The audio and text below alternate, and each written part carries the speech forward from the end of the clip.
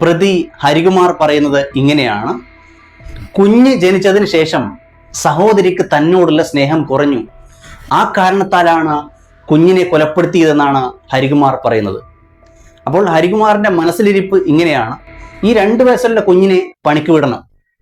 അതിനുശേഷം ഹരികുമാറിന് മുലപ്പാലും കൊടുത്ത് തൊട്ടിലിട്ട് ആട്ടി പാട്ടുപാടി ഉറക്കണം.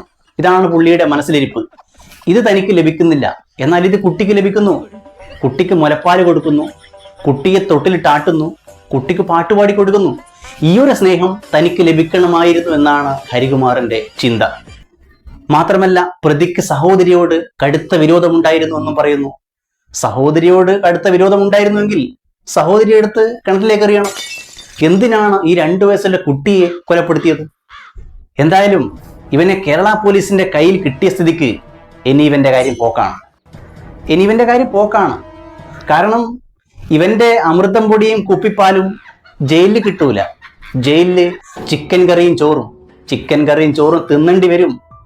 നമ്മുടെ ചെന്താമരേത ജയിലിൽ കിടന്നിട്ട് നരയിക്കുന്ന പോലും 3 നേരവും ചിക്കൻ കറിയും ചോറും തന്നെയാ പോലും. അനുഭവിക്കട്ടെ,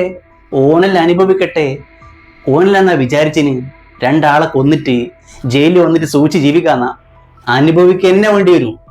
അവസാനം ഈ രാത്രി ചെന്താമര പോലീസുകാരോട് ചോദിക്കുക പോലും: സാറേ, 1 നേരം ലേശം കഞ്ഞി തരുമോ?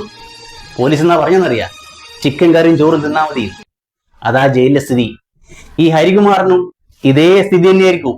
ചിക്കൻ കറിയും ചോറും തിന്നേണ്ടി വരും. ജയിലിൽ പോയി കഴിഞ്ഞാൽ നമ്മൾ അവിടുത്തെ ഭക്ഷണമായിട്ട് അഡ്ജസ്റ്റ് ചെയ്യേണ്ടി വരും. അതാണ് ജയിലിലെ സ്ഥിതി.